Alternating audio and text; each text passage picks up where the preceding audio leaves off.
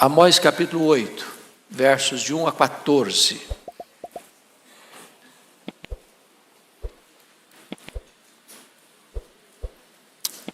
Esse texto diz assim: O Senhor Deus me fez ver isto. Eis aqui um cesto de frutos de verão. E perguntou: Que vês, Amós? E eu respondi: Um cesto de frutos de verão. Então o Senhor me disse: Chegou o fim para o meu povo de Israel, e jamais passarei por ele. Mas os cânticos do templo naquele dia serão uivos, diz o Senhor Deus. Multiplicar-se-ão os cadáveres. Em todos os lugares serão lançados fora. Silêncio. Ouve isto, vós que tendes gana contra o necessitado e destruís os miseráveis da terra, dizendo: Quando passará a festa da lua nova, para vendermos os cereais, e o sábado para abrirmos os celeiros de trigo, diminuindo o efa e aumentando o ciclo, e procedendo dolosamente com balanças enganadoras, para comprarmos os pobres por dinheiro e os necessitados por um par de sandálias, e vendermos o refúgio do trigo. Jurou o Senhor pela glória de Jacó: Eu não me esquecerei de todas as suas obras para sempre. Por causa disto não estremecerá a terra, por causa disso não estremecerá a terra, e não se enlutará todo aquele que habita nela. Certamente levantar-se-á toda como o Nilo, será agitada e abaixará como o rio do Egito. Sucederá que naquele dia, diz o Senhor Deus, farei que o sol se ponha ao meio-dia e entenebrecerei a terra em dia claro. Converterei as vossas festas em luto e todos os vossos cânticos em lamentações.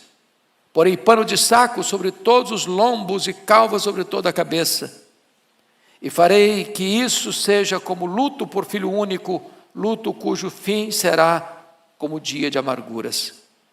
Eis que vem dias, diz o Senhor Deus, em que enviarei fome sobre a terra, não de pão, nem sede de água, mas de ouvir as palavras do Senhor. Andarão de mar a mar, e de norte até o oriente, correrão por toda parte, procurando a palavra do Senhor, e não a acharão. Naquele dia, as virgens formosas e os jovens desmaiarão de sede. Os que agora juram pelo ídolo de Samaria e dizem: Como é certo viver o teu Deus Odã, e como é certo viver o culto de Berseba, esses mesmos cairão e não se levantarão jamais. Irmãos, o texto é extremamente solene e grave. E o texto sugere-nos o tema: o colapso de uma nação. Esse é o nosso tema, o colapso de uma nação. E eu quero, à guisa de introdução, fazer 3 afirmações. Primeiro, quando a religião se une ao Estado, ela perde a sua capacidade de transmitir a palavra de Deus. O que está acontecendo aqui? A nação em foco aqui é Israel. E quando eu falo Israel, nesse contexto, eu estou falando das 10 tribos do norte, que romperam com a dinastia davídica em 931 a.C. A capital era Samaria. E o que é que Jeroboão fez? Transformou a religião numa plataforma para sustentar o Estado. A religião era a religião do Estado. Estudamos domingo passado que o sacerdote de Betel disse para Amós: aqui não profetiza não. Aqui é o templo do rei, aqui é o templo do reino.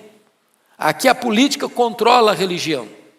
E quando a política tenta controlar a religião, e quando a religião é sujeita ao Estado, então nós estamos vivendo uma época de crise sem precedentes.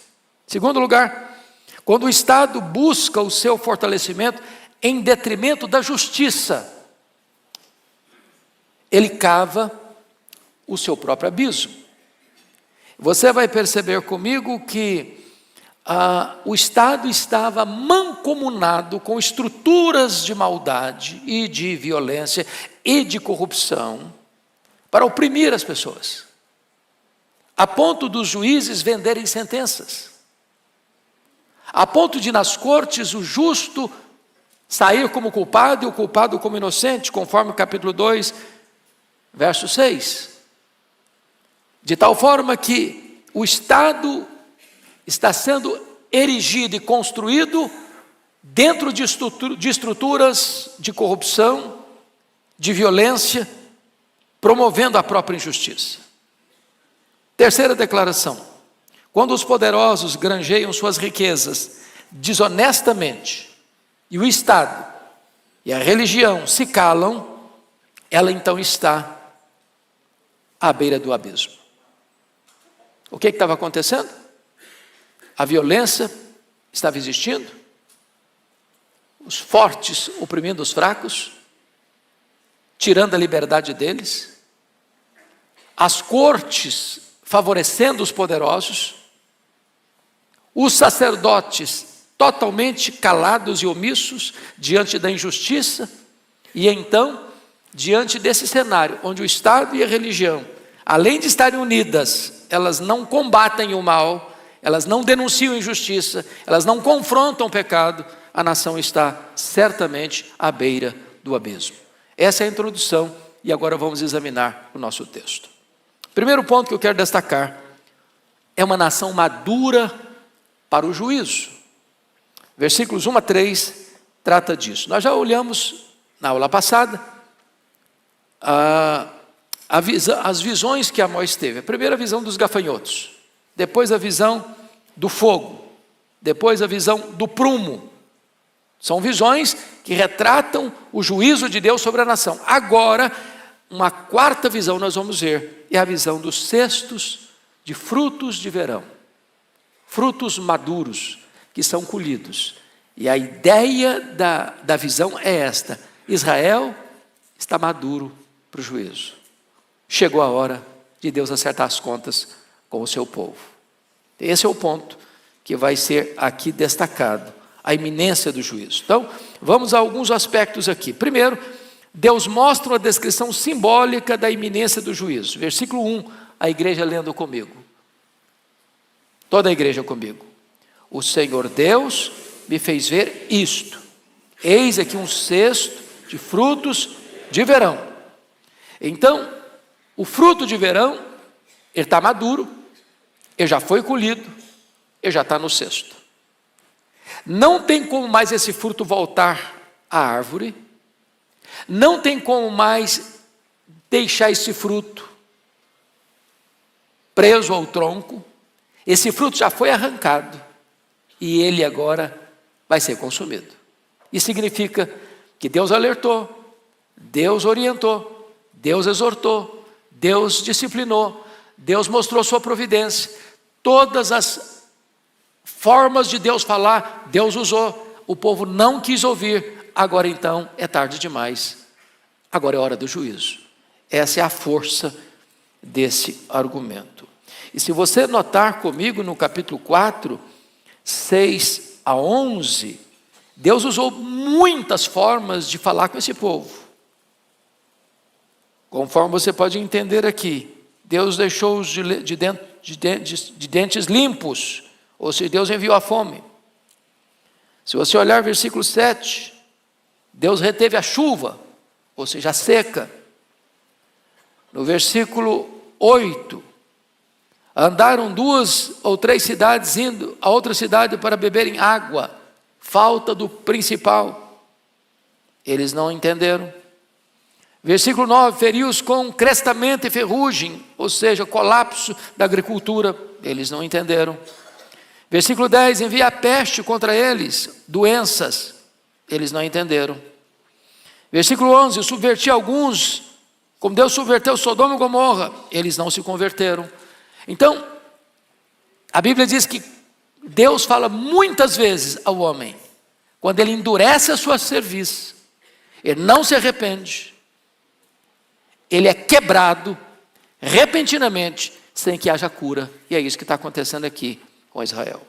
Segundo aspecto, Deus mostra que aqueles que tapam os ouvidos à sua voz, fecham a porta da graça com as suas próprias mãos. Vamos ao versículo 2, por favor. Bota na tela. Vamos juntos? E perguntou: que vês, Amós? E eu respondi: um cesto de frutos de verão. Então o Senhor Deus me disse: chegou o fim para o meu povo de Israel, jamais passarei por ele. Então preste atenção nisso. Deus estabelece um ponto em que essa fronteira não pode ser cruzada. Aqui, o reino do norte cruzou essa fronteira. E Deus agora não tem mais chance. Agora não tem mais esperança. Agora o juízo vai chegar. E o que era o juízo nesse caso aqui? O exílio. O poderoso império assírio vai tomar Samaria. Vai invadir esse território. Vai dominar esse território. E esses israelitas vão ser arrancados da sua cidade, da sua terra, da sua nação, e vão ser levados como escravos para Nínive, para o Império Assírio. O mesmo aconteceu no Reino do Sul, em virtude dos pecados de Manassés. Deus disse: chegou, não tem mais jeito, não tem como reverter isso mais. Mesmo quando Deus levantou um rei piedoso, Josias, e fez reformas extraordinárias, Deus diz: olha, a reforma foi importante, tudo bem, mas isso não vai suspender o meu juízo. Já está lavrado o juízo. E a nação de Judá, as 2 tribos do sul, também foram levadas pela Babilônia. Esse é o caso aqui. Chega uma hora que Deus diz: basta, chega, não tem mais oportunidade. Vocês cruzaram a fronteira do limite da paciência divina. Terceiro, Deus mostra que oportunidades perdidas podem jamais ser recuperadas. O versículo 2 ainda retrata Deus dizendo assim: chegou o fim para o meu povo, jamais passarei por ele. Ou seja, não tem nada mais perigoso para uma pessoa, para uma família, para uma nação, do que eu dizer: chega, agora eu não estou mais junto. Agora eu vou entregar vocês à consequência dos pecados de vocês.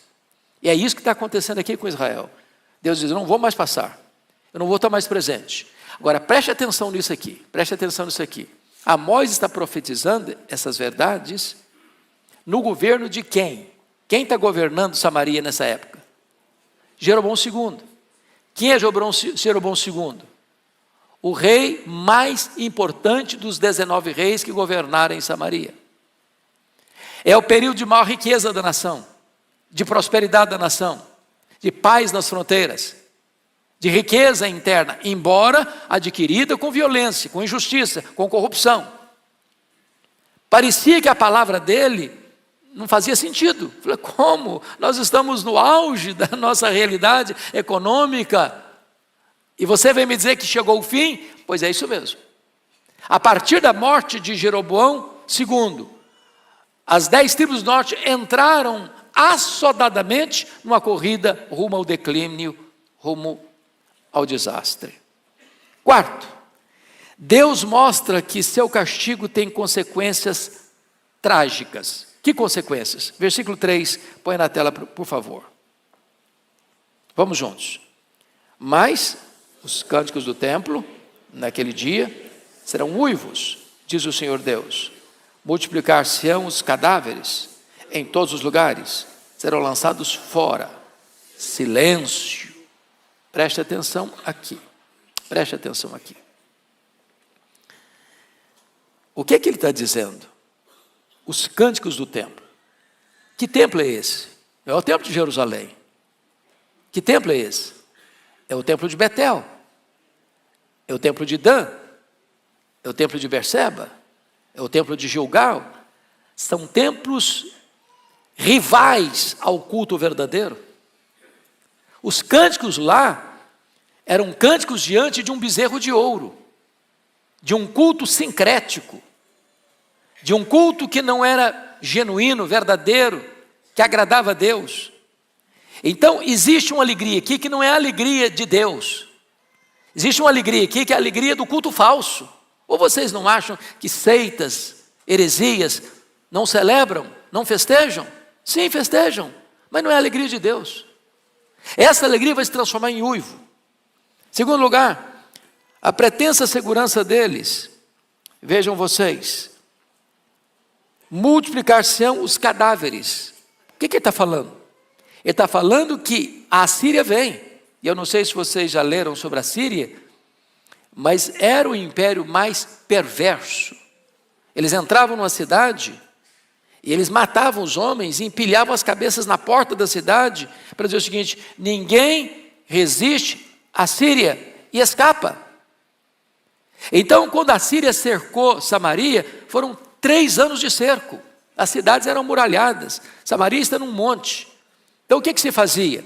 Cercava a cidade, não entrava provisão, não entrava comida, não entrava o que o povo precisava, o povo ia perdendo a capacidade de sobreviver, as pessoas iam adoecendo, as pessoas iam morrendo de fome, as pessoas iam morrendo de doença.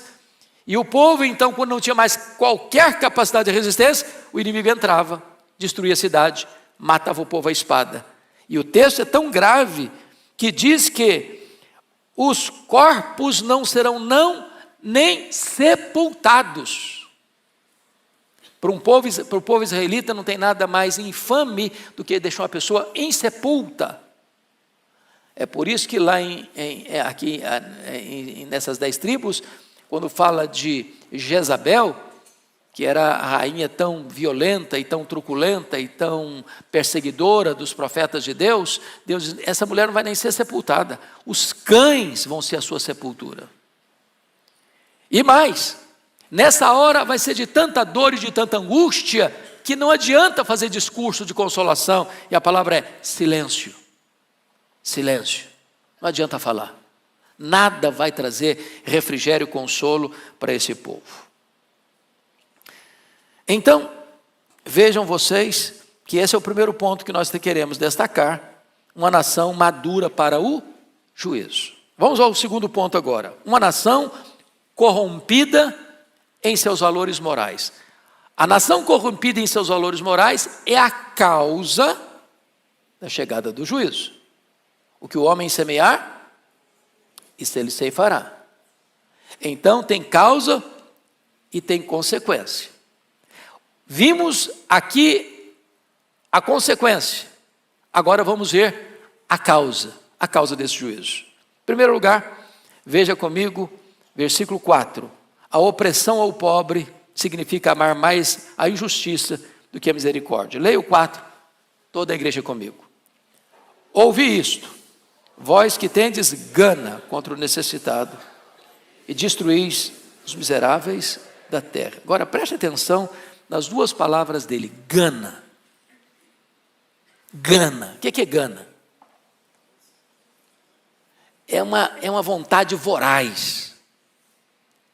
É alguém que parte para cima do outro com fúria, com determinação de arruinar com a vida dele. E ele usa outra palavra pesada. Destruís os miseráveis. Gente miserável, pobre, necessitada, se trata com o quê? Com misericórdia, com socorro, com ajuda. Eles não, eles queriam destruir. Destruir. Então, o que está acontecendo aqui?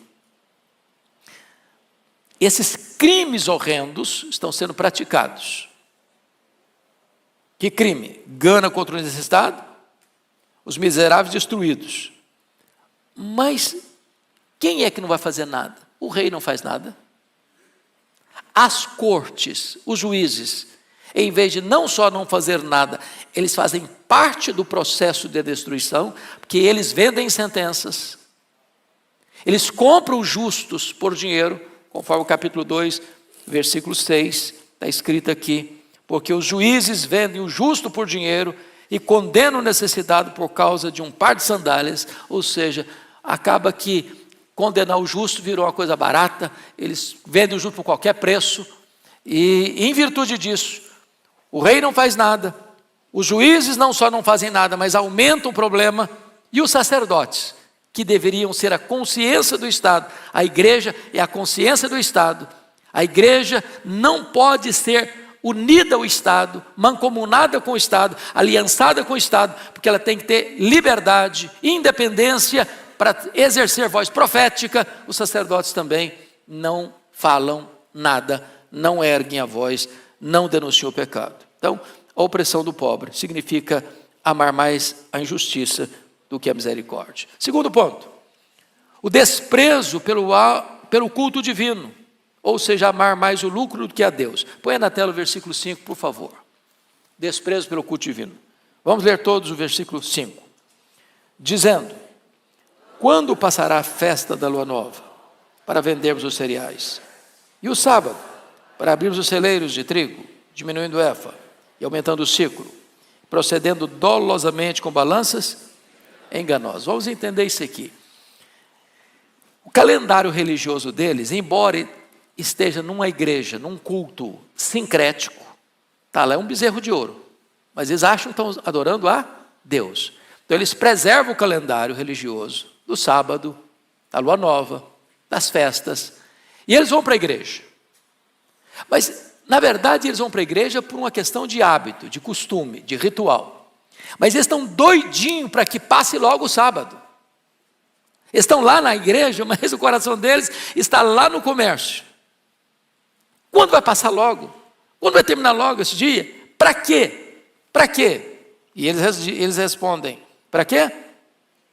Para vendermos os cereais. Eles acabam acumulando em suas mãos todo o cereal. E aí o que vai acontecer? Então nós vamos abrir os celeiros de trigo. E aqui cometendo alguns crimes. Primeiro, diminuindo o efa. Efa é uma medida, 32 litros. Então o cara vende 32 litros, mas entrega 30. Aumentando o ciclo, ou seja, aumentando o dinheiro, o peso. Inflacionando. Procedendo dolosamente com balanças enganadoras. Eu não sei se vocês lembram das balanças de 2 pratos, das vendinhas de secos e molhados. E o cara bota um peso aqui de 1 quilo de um lado e bota o produto que você comprou, o arroz, o feijão, não sei o quê, do outro prato. Só que aquele peso de 1 quilo, se você for aferir, não tem 1 quilo. Nós poderíamos dizer que esse tipo de coisa ainda acontece. Por exemplo, quando a pessoa compra um produto que tem na propaganda que tem essa qualidade, mas na verdade ele não tem essa qualidade, é uma qualidade inferior. Vocês acham que essa corrupção do comércio ainda existe? Que gente passa a perna no outro, vendendo um produto inferior por um preço maior, por um peso menor, não entregando aquilo que na verdade já está prometendo que vai entregar. Agora, chama a atenção de vocês para esse ponto. O profeta Amós começa a profecia dele denunciando nações. O Deus a quem servimos, irmãos, é o Deus da igreja, é claro, mas é o Deus das nações. Deus se interessa com o que acontece nas nações. Deus se interessa quando as nações se reúnem para tratar da sua agenda internacional. Deus se importa com o comércio internacional. Deus se importa com a violência internacional. Deus se importa com isso. Ele é o rei de toda a terra. E agora, veja você que a ira de Deus está vindo sobre esta nação, não só em virtude de pecados espirituais, de idolatria, de bezerro de ouro, mas o juízo está vindo também quando as cortes se corrompem, quando o comércio se corrompe, quando os governantes se corrompem, quando os sacerdotes se corrompem. É um conjunto que leva uma nação à ruína. Terceiro, a nação está indo a juízo porque o comércio é fraudulento, amar mais o lucro do que a honestidade. Vamos ler agora o versículo 5b e o versículo 6. O 5b começa aí diminuindo o efa. Vamos lá, juntos? Diminuindo o efa, aumentando o ciclo, procedendo dolosamente com balanças enganadoras, para comprarmos os pobres por dinheiro e os necessitados por um par de sandálias e vendermos o refúgio do trigo. Então preste atenção, por que esses instrumentos de medição do produto são adulterados para dar prejuízo. Qual o propósito deles? Comprar o pobre por dinheiro. E mais, os necessitados por um par de sandália. Para quê? Para vendermos o quê? O refúgio do trigo. O que é o refúgio do trigo? É aquele trigo que é colhido e tem impureza nele. Ele não é de boa qualidade. Eu poderia comparar isso hoje com a questão do café. No Brasil, um país produtor de café. Meu estado, do Espírito Santo, é o maior produtor de café Conilon do Brasil. E a minha família mexe com café. E eu vejo lá como é que a coisa é processada. Então você tem lá a máquina de pilar. E tem 3 bicas, café pilado. Você tem um café que é o grão bonito, perfeito, sem nenhum problema, bonito. Na segunda bica vem um café que está meio queimado, tem um pouquinho de broca. Na terceira bica vem um café todo quebradiço, que se chama de escolha. E lá atrás, para fora da máquina, a escolha, que é a palha. As pessoas, às vezes, que compram o café, misturam o café bom com o café mais ou menos, com o café ruim, e alguns introduzem até palha, e torra tudo isso, e você consome tudo isso, pensando que está consumindo um produto de boa qualidade. Isso é corrupção, isso é violência. Isso é comércio que ofende a justiça de Deus. E Deus está olhando tudo isso. Lá no passado e aqui no presente. Então, veja que eles cometeram, então, 3 crimes no comércio. Primeiro, na qualidade inferior do produto. Segundo, na elevação do preço. Terceiro, na quantidade menor do produto que entregam. E Deus está lá do céu olhando isso. Diz, eu não aceito isso. Eu não aceito isso. Quarto lugar, tratar as pessoas como coisas. Amar mais a si mesmo que o próximo. Versículo 6, nós podíamos repetir a leitura. Vamos lá, todos nós. Para comprarmos os pobres por dinheiro e os necessitados por um par de sandálias e vendermos o refúgio do trigo. Meus irmãos, é muito forte isso aqui, porque se você olhar em qualquer sociedade, como era lá em Israel, aqui no Brasil, do ponto de vista de quantidade de gente, os pobres são maioria aqui no Brasil. Concordam comigo? Em torno aí de 60% pelo menos da população. Então, qualquer forma, o que significa o pobre? Ele tem o quê? Menos recurso nas mãos, menos dinheiro para comprar. Em vez de aqueles que detêm o poder facilitarem para que o pobre melhore a sua condição de vida, para que ele compre mais, compre melhor, não. Já que a maioria da população, eu tiro pouco de cada um para me enriquecer. E o que acontece? Acontece que o pobre fica cada vez mais pobre e os ricos ficam cada vez mais ricos. A riqueza vai se acumulando nas mãos de poucos, com não só a concordância, mas com a facilitação de quem? Dos juízes, das cortes, que foram comprados para venderem sentenças contra o justo. Não a favor do justo, mas contra o justo. Eu sei que essas coisas só aconteciam lá em Israel, 700 anos antes de Cristo, não acontece mais hoje aqui no Brasil, nem mundo afora. Quando eu leio Amós, a sensação que eu tenho é que eu estou lendo o jornal do dia, periódico da semana. Amós está nas ruas. Oxalá que os nossos líderes, dos poderes constituídos, pudessem ler Amós, entender Amós. Oxalá que todos nós pudéssemos entender que o Deus de Amós é o nosso Deus, e Ele não tolera injustiça, em qualquer setor da vida, seja na vida pessoal, seja na vida familiar, seja na vida eclesiástica, seja na vida política, seja na vida econômica, seja na vida social, seja nas transações internacionais. Agora preste atenção, a expressão do versículo 6 é muito forte: comprarmos o pobre por dinheiro. Quando você compra uma pessoa, o que é que essa pessoa se torna? Escravo. Escravo. Mas isso aqui não é retórica, não, isso é fato. Lá em Israel era um fato. Se você volta comigo ao capítulo 1, por favor. Volta ao capítulo 1, por favor. Versículo 6. Olha o que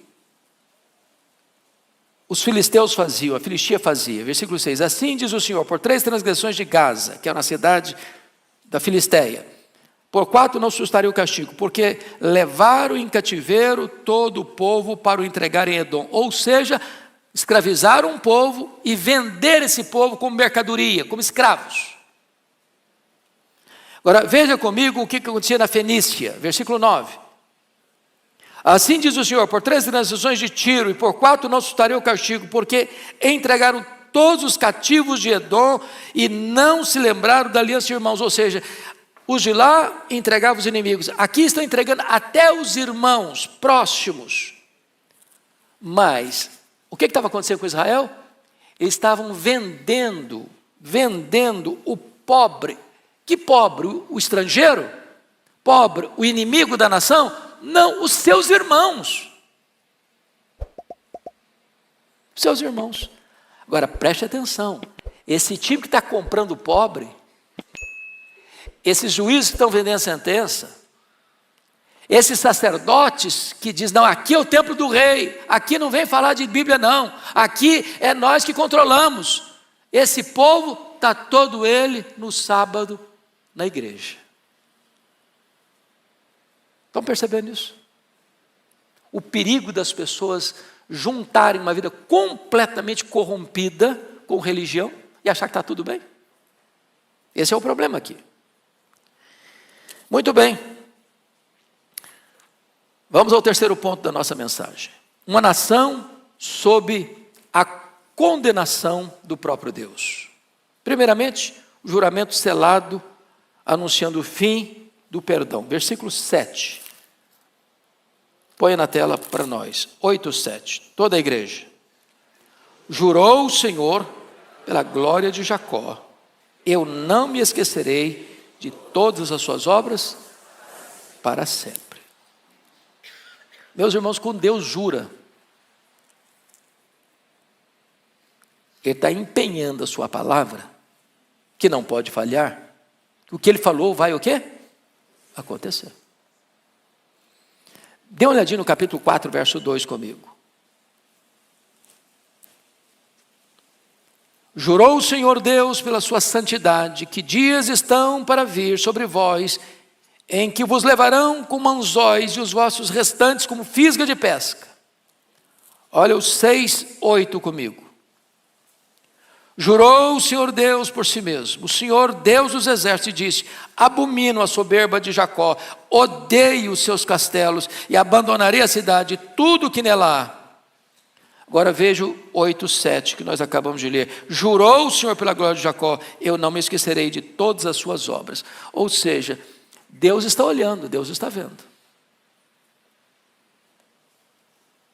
Nem sempre Deus pune o pecado na hora que ele é cometido. Mas Deus não deixa de olhar. E chega uma hora que ele disse: eu juro que o juízo vai chegar. E chega. Segundo, a hediondez do castigo descrito, versículo 8, põe na tela, por favor. Vamos juntos. Por causa disto, não estremecerá a terra, e não se enlutará todo aquele que habita nela. Certamente levantar-se-á toda como o Nilo, será agitada e abaixará como o rio Nilo. Então, ele está usando duas figuras aí de linguagem. Quais são as duas figuras que ele usa para ilustrar o juízo de Deus à nação? Primeiro, terremoto. Estremecerá a terra. Abalo sísmico, as placas tectônicas se movem. Tudo que era sólido começa a se mexer, se abalar. Segunda figura que ele usa, a figura da inundação, da enchente. Não é isso que ele está dizendo? Certamente levantar-se-á toda como o Nilo. Naquela época, irmãos, já o Nilo, vocês sabem disso, é o rio mais longo do mundo. Não é o maior, mas é o mais longo. Então, quando se falava em rio grande na época, o que se conhecia era o Nilo. A inundação do Nilo era uma coisa temida. E aí ele está dizendo o seguinte, olha, assim como um terremoto abala, assim como a inundação traz tantos problemas, assim vai ser o juízo sobre a nação de Israel. Terceiro, a rapidez com que esse castigo vai chegar. Põe na tela versículo 9, por gentileza. Vamos juntos? Sucederá que naquele dia, diz o Senhor Deus, farei que o sol se ponha ao meio-dia e entenebrecerei a terra em dia claro. Ele está usando uma figura de linguagem. Que hora que o sol se põe é meio-dia? Meio-dia é hora de quê? Sol a pino. Claro, luz. Mas quando aquele dia chegar, de que dia que ele está falando? É o dia do juízo. E o que representa esse dia do juízo para Israel? O cerco da Síria e a tomada de Samaria. E todo o povo sendo levado o quê? Para o exílio, para o cativeiro. Vai ser tão rápido, como se Deus estivesse antecipando a duração do dia. E o dia encerra ao meio-dia. Escuridão total. É a rapidez com que esse juízo virá inescapavelmente, sem possibilitar rota de fuga. Porque meio-dia está escuro. Quarto lugar, as consequências inevitáveis do castigo divino, versículo 10, ponha na tela. As consequências inevitáveis, toda a igreja comigo. Converterei as vossas festas em luto, e todos os vossos cânticos em lamentações. Porei pano de saco sobre todos os lombos e calvas sobre toda a cabeça. E farei que isso seja como luto por filho único, luto cujo fim será como dia de amargura. Então chama atenção para algumas coisas. Primeiro, Deus é o agente deste castigo. Eu converterei. Então, notinha de rodapé muito importante. Os historiadores dizem que o Império Romano só caiu nas mãos dos bárbaros porque já estava o quê? Podre por dentro. As 10 tribos do norte só caíram nas mãos da Síria, não é porque a Síria era tão poderoso império. Era mesmo, mas não foi por isso. Foi Deus quem entregou. Judá, em 586, só caiu nas mãos da Babilônia, não foi porque a Babilônia tinha tanto poder, tinha sim, mas não caiu por isso. Caiu por quê? Porque Deus entregou Judá nas mãos da Babilônia. Em outras palavras, a Bíblia diz em Oséias, pelos teus pecados estás caído. O pecado é o opróbrio das nações. Nenhuma nação permanece de pé se ela se corrompe internamente. Vou repetir isso. Nenhuma nação permanece de pé se ela se corrompe internamente. Isso é um alerta para o Brasil. Isso é um alerta para o mundo. E é claro que isso não se aplica apenas a nações, isso se aplica a mim, a você, a nós.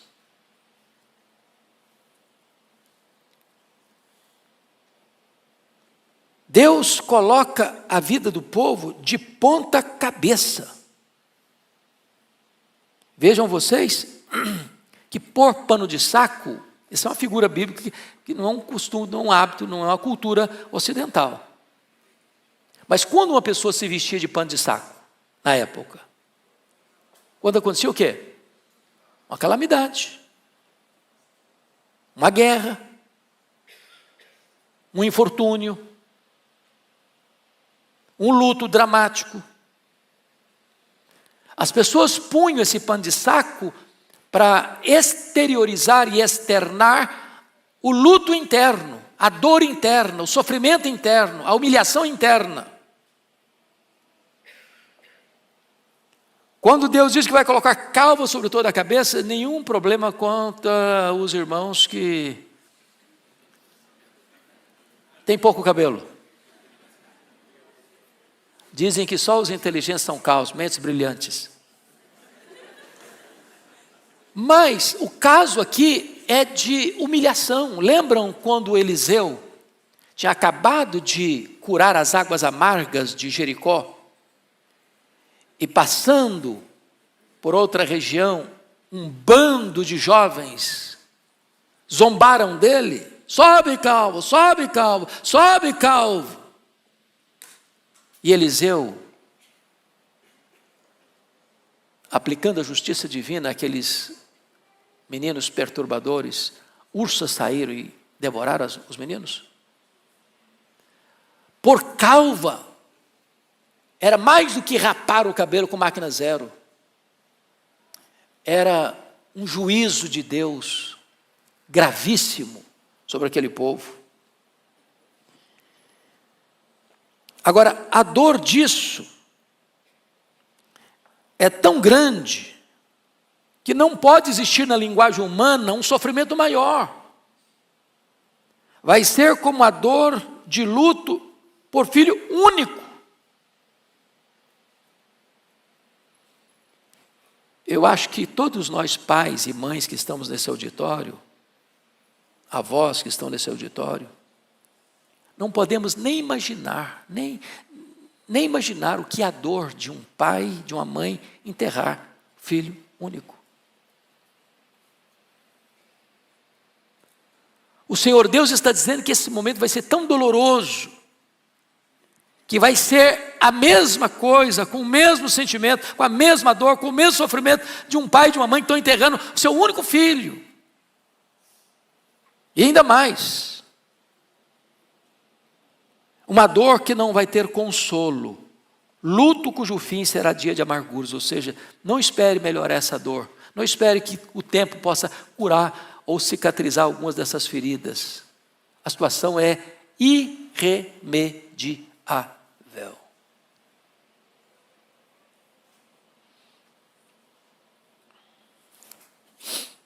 Vamos ao quarto ponto então. É o último ponto. Veja comigo. Uma nação que sentiu fome da palavra de Deus tarde demais. Irmãos, esse é o ápice do juízo de Deus. Nós ouvimos um sermão maravilhoso hoje de manhã. Não sei quantos estavam no culto às 8 aqui. Ok. Depois assista no YouTube. Pastor Arival tratou da palavra de Deus, que trata da gente, que cura as feridas, que resolve os problemas, que não só traz diagnóstico das nossas fraquezas, das nossas necessidades, mas nos leva para Jesus, a solução do problema. Coisa maravilhosa. Portanto, não tem maior juízo para uma pessoa, para uma igreja, para uma nação, do que Deus retirar a sua palavra. Vocês se lembram de Saul? Saul permanentemente rejeitou ouvir Deus falar com ele. Chegou a hora que Deus disse para Saul: basta, Saul, agora não falo mais com você. Samuel não falava mais com ele. Os profetas não falavam mais com ele. Urim e Tumim não conseguia mais acessar. Deus ficou em silêncio. E ele desesperado. Para onde ele vai? Para um terreiro, para um centro espírita, para conversar com a médium, para consultar os mortos. Mas tem esperança aí? Não, ele saiu mais desesperado ainda. Deus não falou com ele. Qual o resultado dele? Suicídio. Enfia a espada na própria barriga. Se autodestrói. O que vai acontecer agora, irmãos, no juízo a essa nação? Eles vão acordar tarde demais para buscar a palavra de Deus, mas não vão encontrá-la. Então vamos olhar isso. Aquele que não quer quando pode, quando quiser não poderá. E aqui temos um primeiro ponto. Devemos buscar o Senhor enquanto Ele está perto. Versos 11 e 12, vamos ler juntos, todos os 2 versículos. Vamos lá? Eis que vem dias, diz o Senhor Deus, em que enviarei fome sobre a terra, não de pão, nem de água, mas de ouvir as palavras do Senhor.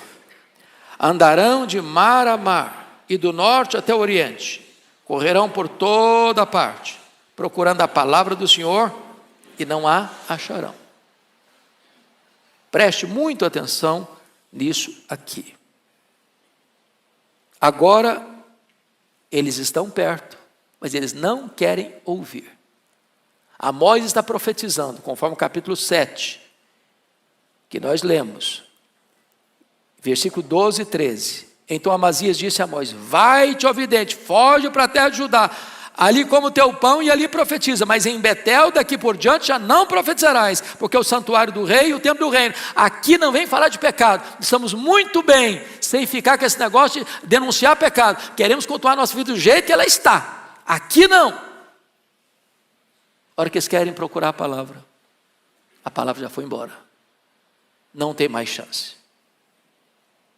Segundo, o desprezo da palavra de Deus leva a profunda insatisfação, até com as coisas mais vitais da vida. Estão com fome.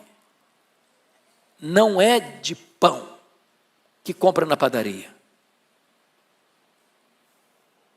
É isso que está aqui.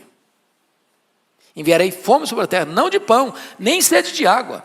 Agora, pão e água, irmãos, são os elementos básicos, a necessidade básica. Aquilo que você e eu precisamos para quê? Para sobreviver. Chega uma hora em que ouvir a palavra de Deus era mais importante do que sobreviver.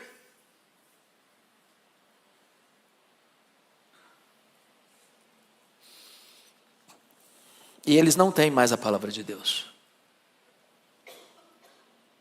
O desprezo, em terceiro lugar, o desprezo deliberado da verdade pode levar o homem a uma busca frustrada na hora do aperto. Agora, note comigo a expressão. Eles caminham de onde para onde?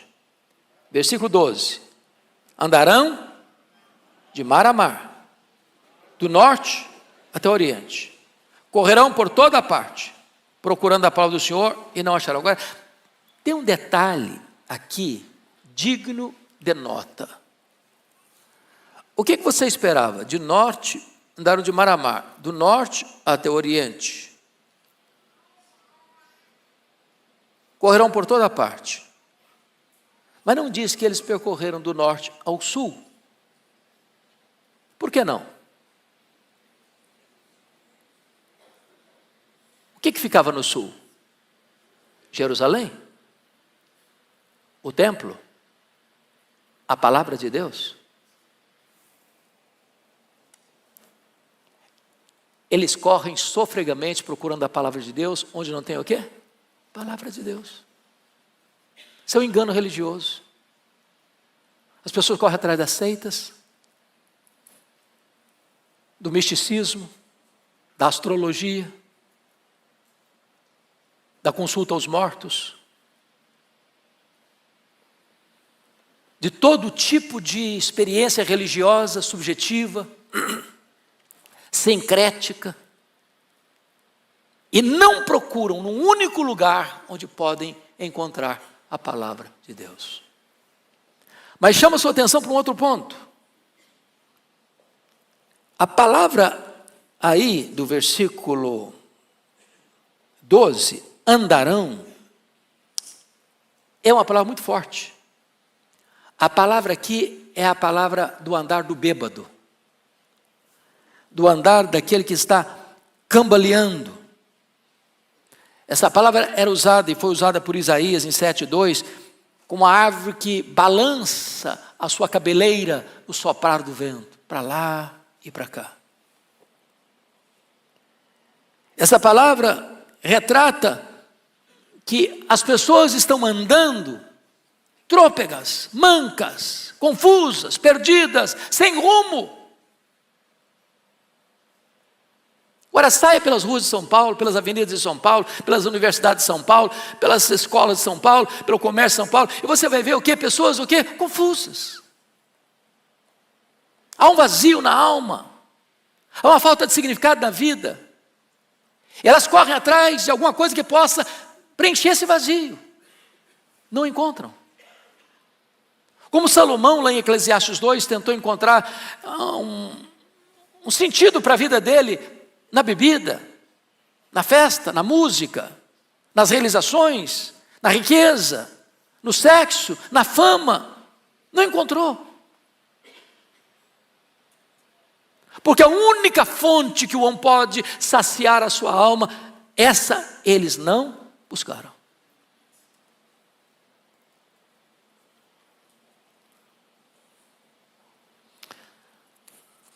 Muito bem. Quarto e penúltimo lugar. O desprezo da palavra de Deus leva à sucumbência até mesmo dos mais fortes. Veja o versículo 13 comigo. Toda a igreja comigo. Naquele dia, as virgens formosas e os jovens desmaiarão de sede. Bom, então você tem aqui duas coisas. Você tem o belo, você tem o forte. Não apenas virgens, são virgens o quê? Formosas. Jovem na Bíblia é sinônimo de força física, de vigor físico. Naquele dia não vai adiantar nada. A espada da Síria não vai poupar nem as virgens bonitas, nem os jovens musculosos. Nem beleza, nem força poderá resistir à invasão daquele truculento império. Finalmente, quinto e último lugar. O desprezo da palavra e o envolvimento com a religião supersticiosa produzem uma situação cada vez mais deplorável. Versículo 14. Vamos ler juntos. Os que agora juram pelo ídolo de Samaria e dizem: como é certo viver o teu Deus, ó Dan, e como é certo viver o culto de Berseba, esses mesmos cairão, não se levantarão jamais. Olha o que está acontecendo aqui. As pessoas procuram a palavra de Deus onde não tem palavra de Deus. Correm de mar a mar, do norte ao leste, cambaleando. Nada. Para onde elas se voltam? No desespero delas? Para os mesmos cultos sincréticos, idólatras, que viveram desde o começo da nação com Jeroboão I, em 931. Essa nação está há quase 200 anos no mesmo caminho de rebeldia, desobediência, de idolatria, de apostasia religiosa. Para onde se voltam? Para os seus ídolos. Quem é o ídolo de Samaria aqui? Samaria é a capital. Qual que era o ídolo deles? Bezerro de ouro.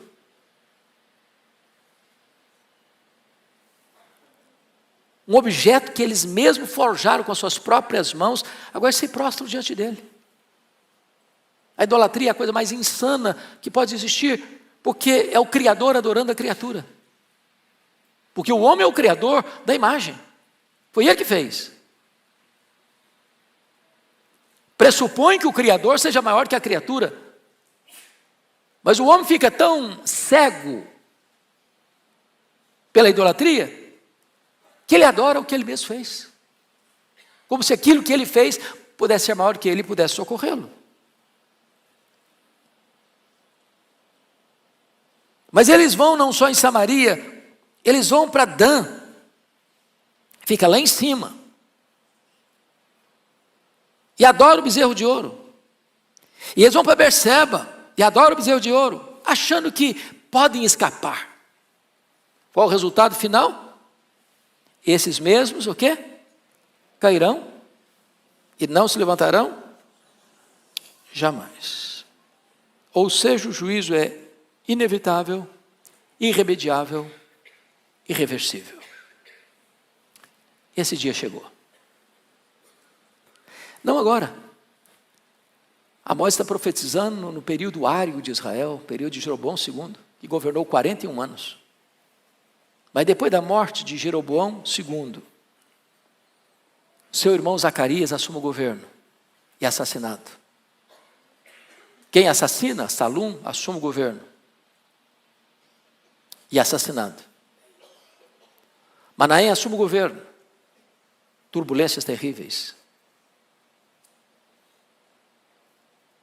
Pecaías assume o governo e é assassinado. Substituído por Peca, é assassinado. E então vem o último rei, Oséias. A cidade de Samaria é cercada. 3 anos. A ponto das pessoas comerem carne humana para sobreviverem. E quando já não tinha mais nenhuma resistência, o Império Assírio entrou em Samaria, destruiu a cidade e levou o povo cativo. Os restantes que ficaram, estrategicamente, Sargão II trouxe outros povos para que eles pudessem se misturar, uma miscigenação de raça, que redundou num sincretismo religioso. E então formou-se a partir daí o quê? O povo samaritano. Que durante 700 anos tornou-se inimigo, figadal do povo de Israel. Problema só resolvido quando Jesus veio. Quando o Espírito Santo foi derramado. Quando o muro da separação acabou com a pessoa de Cristo. Então vamos concluir dizendo o seguinte, irmãos. Estudar a Bíblia não é apenas pegar as lentes do retrovisor e olhar para trás. Estudar a Bíblia é fazer um diagnóstico da nossa própria vida, conforme ouvimos no Sermão das 8.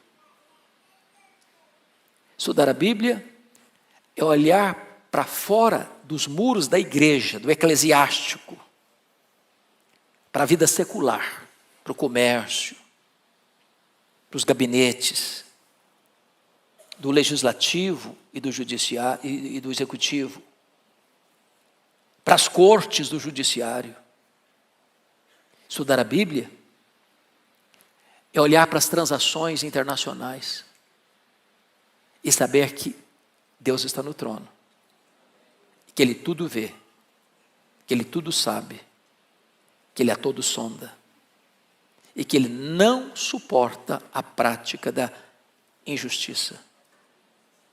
Mais hoje ou mais amanhã, aqueles que querem continuar nessa prática terão que encarar o juiz de vivos e de mortos e prestar conta da sua própria vida. Que isso nos leve, primeiramente, a um senso de gratidão, porque o seu Deus é justo. Eu não sei quanto a você, mas de vez em quando o coração fica desesperado no peito, de ver tudo que está acontecendo. E aí você lá por dentro diz, calma, Deus está no trono, Ele está vendo, e Ele é justo. Mas isso também deve nos levar a olhar para dentro de nós mesmos e dizer, Deus tem misericórdia de mim. Tem misericórdia de mim. não me permita, ó Deus, entrar por esta mesma trilha escorregadia. Agarre-se na palavra, agarre-se em Jesus, e nós caminharemos debaixo do sangue do Cordeiro, com segurança para aquele grande dia, porque os nossos pecados já foram perdoados, e nós já fomos declarados justos diante do justo tribunal de Deus, por causa da justiça do justo, Cristo Jesus, imputada a nós. Deus nos abençoe. Vamos ficar em pé.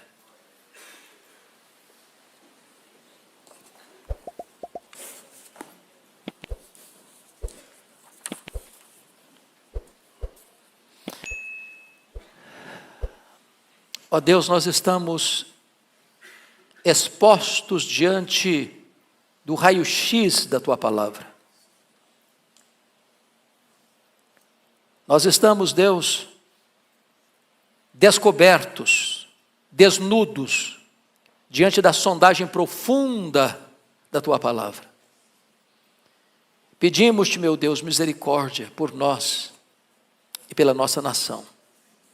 Compadece-te do Brasil, meu Deus. Tem misericórdia do nosso país. Tem misericórdia da Tua igreja nesta nação, para que ela não se corrompa, para que ela não se desvie da verdade, para que ela não se entregue aos desvarios dos falsos mestres, dos falsos profetas.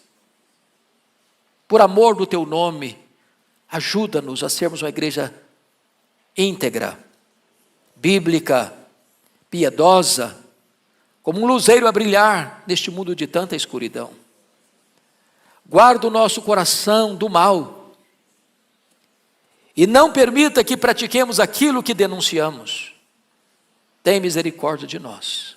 Ajuda-nos a vivermos de modo digno do Evangelho, de modo justo, sensato e piedoso. Oramos assim em nome de Jesus. Amém.